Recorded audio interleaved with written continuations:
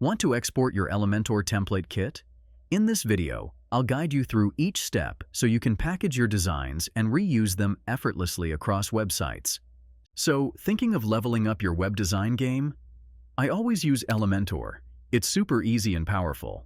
Check it out with my affiliate link below and dive right in. Before we start, don't forget to like this video, subscribe to my channel, and share it with your fellow creators.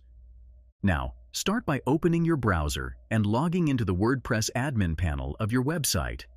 From the left-hand menu, click on Elementor and then select Tools.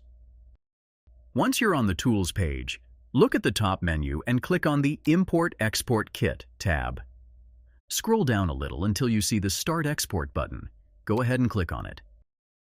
This will open the Export a Website Kit page. At the bottom of this page, you'll find a section labeled Kit Information with a drop-down arrow. Click to expand it and leave it as it is. In the section above that, under Content, you can choose what post types to include in your kit.